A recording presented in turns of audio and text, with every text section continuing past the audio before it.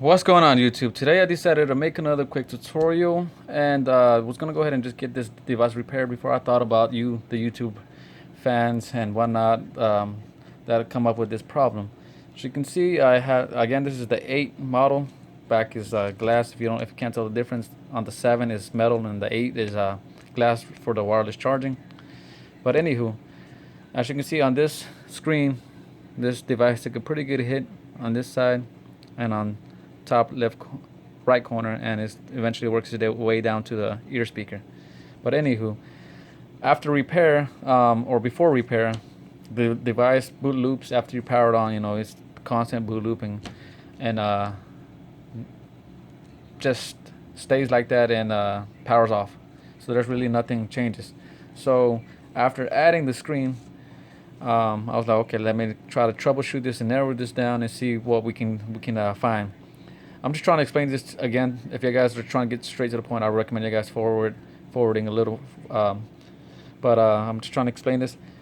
What causes this problem after the 6s or the 6S Plus models, the home sensor and the proximity sensor, if anything's wrong with one of those, it's going to go to like a constant boot loop. With the home button, it's eventually it will get to the menu screen. With the proximity, not so much. It's just going to power off.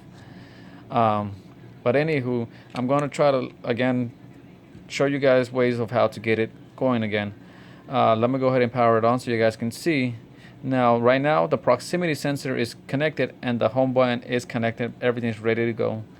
It's just it never gets to the menu. And the Apple logo stays on here for a constant 2-3 minutes. It will flash and stay on for another 2-3 minutes. Eventually, after 5 minutes, the device powers on. What I found is one way, so that way you can narrow down your problems. If the home button is responding, because you can feel it vibrate. This is not a button. This is a sensor. So if you can feel like a movement or a vibration, it's good to go. So in my case, I can take that off the list because I can feel the vibration, meaning that it's working. So I can take this off the list. Next thing you can do is check the proximity sensor. What you have to do is disconnect the battery.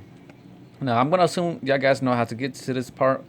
If you don't, check out other YouTube videos. I mean, I was thinking about doing my own opening and whatnot, but I was like, there's too many videos out there, and not enough of these bootloop video ones. So assuming you get to this part, you got everything, your screen's off.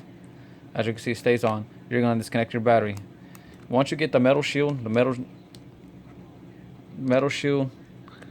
let me get it closer up. Look, it should be held on by 4 screws. There should be this flex cable, the long one, that should be the charging port, and the one in the middle and on the right, the middle one is the battery. I wish I could get a good angle, but it's just not focusing. But anywho, the one right next to the long one, that's the charging port. Disconnected using a plastic pry tube. Never use anything metal. If you do, I highly recommend you to be very careful. Still on. Metal will chip away at other metal, and I highly recommend don't use it. So now once you have that disconnected, as you can see, my proximity sensor, light sensor, front camera, flex cable, whichever you want to call it, guys, it's right under here. On the 8 model, it's held on by 3 screws. Right here at the edge of the model, there should be a screw just at the edge on this one and on the bottom, or the just right over there, and it's covered with a shield. Now once you have that off, as you can see, this is the connector. What you're going to do is disconnect the connector again using plastic. Plastic will not cause as much damage, if not nothing at all, if any damage. So once we have it disconnected, everything is still connected. So let's pop the battery connector back in, and let's give this a go. Like I mentioned earlier, if something's wrong with it, it's going to go into a constant boot loop. Again, my home button or home sensor, excuse me, was vibrating every time I touched it, so I can take that off the list.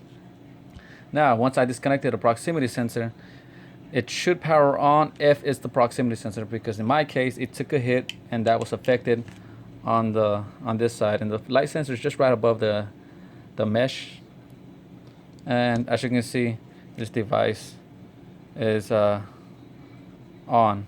Due to this not being my phone, I'm not going to go into the menu and whatnot, but it does power on. It gets to the menu. Once you get to the menu, you should be good. You should, again, start using the phone as normal. But that's after the fact that you get a new proximity sensor. So in my case, the proximity sensor was the main cause of not getting to the menu, which was then doing this boot loop nonsense. It started after the 6S models, and after that with the 7 or 8. If you have any of this issue, I would recommend you guys to check out the proximity sensor or the home button, because if the home button is not responsive, big chances are something's wrong with it. If it's sensitive, then check the proximity sensor, and that's one way to check it, is just by disconnecting it. Now, if that doesn't work, the last resort I would recommend before you get like a professional involved is to connect it to iTunes and restore the device. Restoring the device is going to delete all the information. It's going to require your email and password to log back in. If you don't have it, I recommend you don't do it, because it's going to be account locked without the email or original email and Apple ID. If you found this video helpful, guys, don't forget to like and subscribe. And again, I made this video for some of you guys out there that repair phones or is attempting to repair this phone and is still boot looping. This is just to give you a little bit of advice of what to look for and what not to look for, and I guess move forward and keep diagnosing your cell phone. So if you found this video helpful, guys, don't forget to like and subscribe, and thanks for watching.